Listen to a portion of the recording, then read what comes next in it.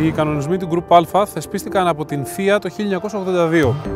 Το 1987 τα αυτοκίνητα αυτής της κατηγορίας αντικατέστησαν τα θηρία του Group B στην κορυφή του Παγκοσμίου Πρωταθλήματος Ράλι. Για να πάρει έγκριση τύπου στο Group Α ένα αγωνιστικό, το εργοστάσιο θα έπρεπε να κατασκευάσει μια έκδοση δρόμου σε συγκεκριμένο αριθμό αντιτύπων. Μέχρι το 1997, που οι νέες προδιαγραφές για το WRC απλοποίησαν τα πράγματα και έδωσαν περισσότερη ελευθερία στα εργοστάσια. Οι κατασκευαστές δεν χρειάζονταν πλέον να παράγουν ειδικές εκδόσεις.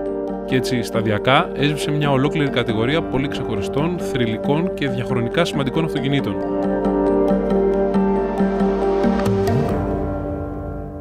Μέχρι που ξαφνικά ήρθε η Mercedes με την AMG να επανιδρύσουν την κατηγορία αυτών που συνηθίζαμε να αποκαλούμε rally replicas και να αμφισβητήσουν θρύλους όπως η Integrale και οι ιαπωνικές φτερούγες με ένα αυτοκίνητο που δεν φτιάχτηκε για τις ειδικές διαδρομές.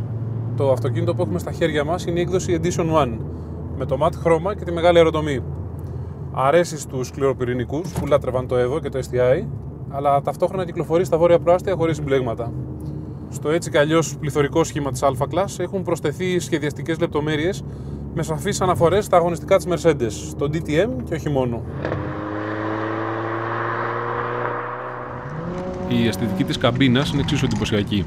Πλαστικά κορυφαίας ποιότητας συνδυάζονται με αλουμίνιο και άφθονο κάρμπον. Ο κατάλογος του εξοπλισμού περιλαμβάνει αυτόματο διζωνικό κλιματισμό, ηλεκτρικά παράθυρα, καθρέφτες και κλειδαριές και 6 αερόσακους.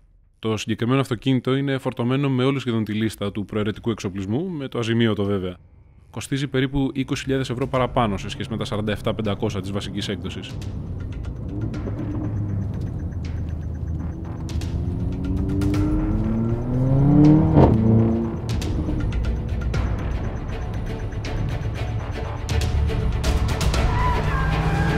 Φοβερή πλευρική στήριξη. Τα σπορ καθίσματα της AMG είναι έξτρα, κοστίζουν 2.500 ευρώ, αλλά αξίζουν μέχρι και το τελευταίο. Είναι άνετα και ταυτόχρονα ό,τι πιο κοντινό μπορείς να βρεις σε αγωνιστικό μπάκετ.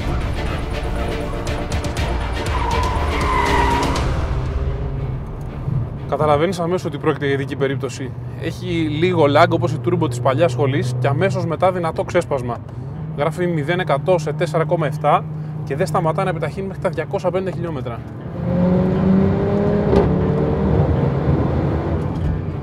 Αυτός είναι ο μικρότερος κινητήρας που έχει κατασκευάσει ποτέ η AMG, με την ίδια πάντα φιλοσοφία One Man, One Engine. Κάθε κινητήρας συναρμολογείται από την αρχή ως το τέλος από έναν μόνο τεχνικό. Πρόκειται για τον ισχυρότερο δίλητρο παραγωγής στον κόσμο, με άμεσο ψεκασμό, twin scroll turbo και σοφιστική έλεγχο της αναπνοής, αποδίδει 360 ύπους ή αλλιώς 180 στο λίτρο.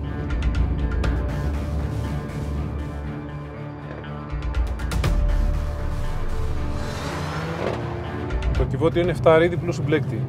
Ανεβάζοντας ταχύτητες είναι γρήγορο, αλλά στα οριακά κατεβάσματα η εντολή αργεί να φτάσει από το πάντου στο γρανάζι. Τουλάχιστον η χειροκίνητη λειτουργία είναι πράγματι τέτοια, αφού κρατά τις τροφές στον κόφτη και δεν κάνει kickdown. Από τα πρώτα μέτρα νιώθεις ότι κουμαντάρεις ένα ελαφρύ αυτοκίνητο.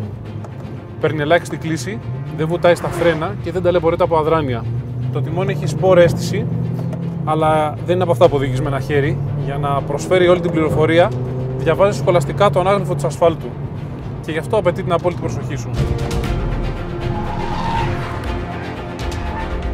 Η έκρηξη της ρομπής εκτονώνεται με ένα μεγάλο ποσοστό να φτάνει πίσω, κάνοντας ενδιαφέρουσα την έξοδο από αργές στροφές. Στις γρήγορες στροφές εμπιστεύεσαι το μπροστινό σύστημα και κουβαλάς πολύ φόρα στην είσοδο. Η τετρακίνηση θα δώσει στην ουρά την τάση που χρειάζεται ώστε να βοηθήσει το ρίγχος να σημαδέψει την κορυφή.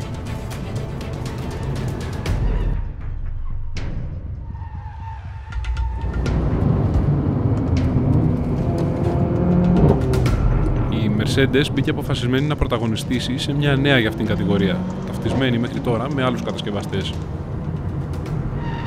Εκρηκτική και κυρίως οδικοκεντρική η Α45 AMG είναι αναμφίβολα ένα future classic.